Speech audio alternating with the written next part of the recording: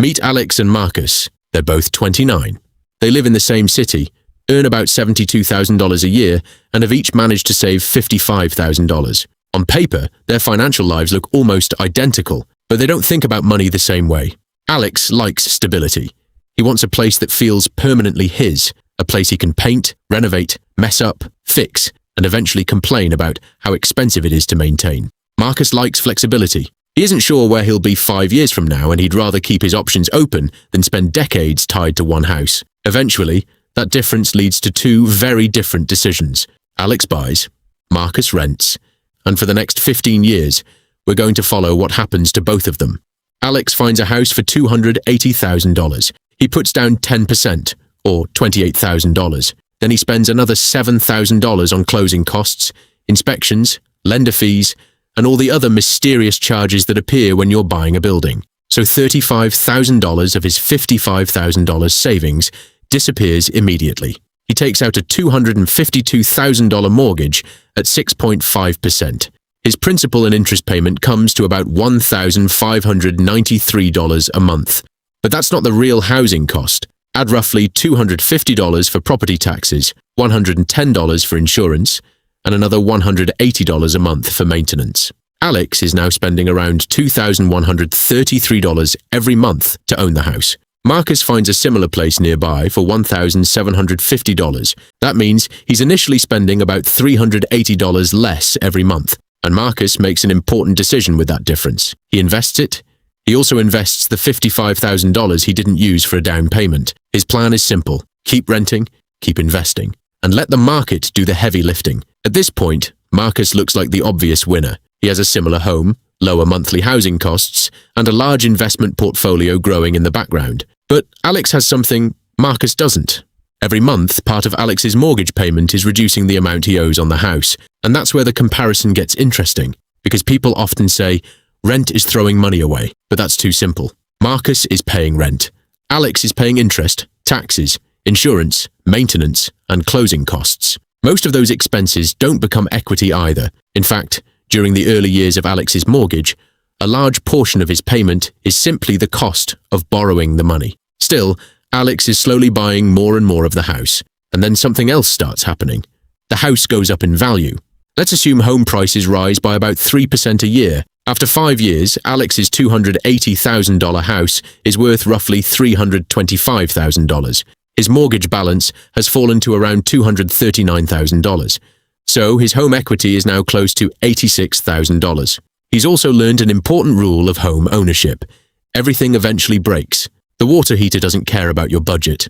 The roof doesn't care about your plans. And apparently, the garage door has decided it deserves $700. Alex spends money fixing and maintaining the property, but he is also building an asset. Marcus has no roof to replace, no property tax bill, no broken furnace. But his rent doesn't stay at $1,750 forever. It rises by roughly 3.5% a year. A few $100s at first doesn't sound dramatic, but compound growth works both ways. After 5 years, his rent is already around $2,080 a month. The difference between renting and owning has become much smaller. And Marcus is now in an unusual position. His original investment is growing, but the amount he can add each month is shrinking. Then we reach year 10. Alex is 39. His house is now worth around $376,000 if it is appreciated at 3% annually. His mortgage balance has fallen to roughly $213,000. That gives him around $163,000 in home equity. Not bad for someone who started with a $28,000 down payment. Marcus has also been investing this entire time. Assuming an average stock market return of 8%, his original $55,000 has grown substantially. And during the earlier years, he was also investing the monthly difference between his rent and Alex's housing costs. But there is a catch. His rent has continued rising. It's now approaching $2,500 a month.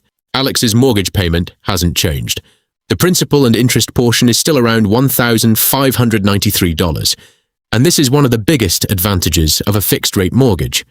Your mortgage doesn't care about inflation. Your landlord probably does. Now jump to year 15. Alex is 44. His house, growing at 3% a year, is worth roughly $436,000. His remaining mortgage is around $183,000. That leaves him with approximately $253,000 in home equity.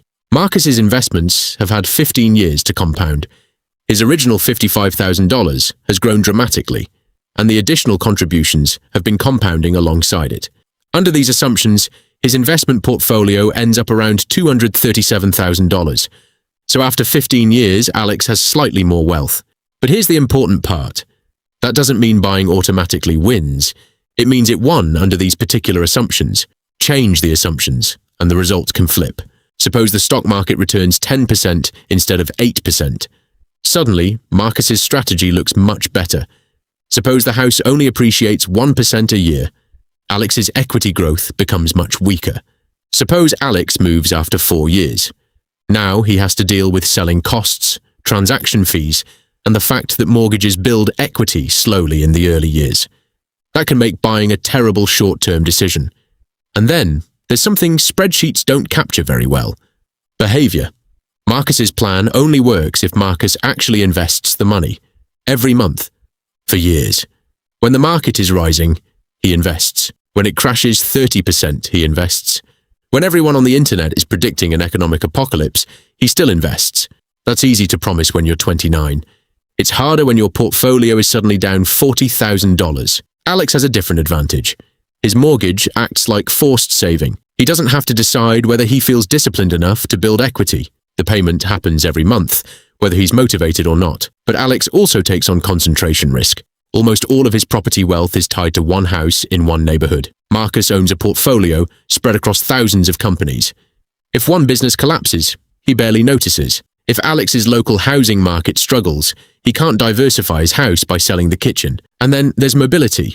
If Marcus gets an amazing job offer across the country tomorrow, he gives notice and moves. Alex has a house. He can sell it, but that takes time and costs money. Or he can rent it out. Now he has a mortgage in one city, housing costs in another, and a tenant who may or may not cover everything. The house gives him stability. It also gives him responsibility. So which one made the smarter decision? Alex wasn't simply buying a house. He was buying stability, control, and a fixed mortgage. Marcus wasn't simply renting. He was buying flexibility and keeping his money invested in liquid assets. And that's the real lesson. The question isn't really, is buying better than renting? The better question is, what are you going to do with the money and flexibility each choice gives you? Buying can make sense when you're staying put for a long time, when the price of the house isn't ridiculous compared with rent, and when you value stability. Renting can make sense when housing is expensive, when you need flexibility, and when you're disciplined enough to invest the difference. And you don't even have to choose one strategy forever. You can buy a home and continue investing. You can rent while building a portfolio. Personal finance isn't about finding one magical answer that works for everyone. It's about understanding the trade-offs. Alex traded flexibility for stability. Marcus traded housing certainty for liquidity. And after 15 years, the biggest difference wasn't simply who bought and who rented. It was what each person did after making that choice. Because renting isn't automatically throwing money away, and a mortgage isn't automatically an investment. Both choices cost money. They just cost it in different ways. So before you ask, should I buy or rent? Ask something more useful. How long am I staying? What can I realistically afford? And if I choose to rent, will I actually invest the difference? Because that's where this decision stops being about houses and starts being about what you do with your money.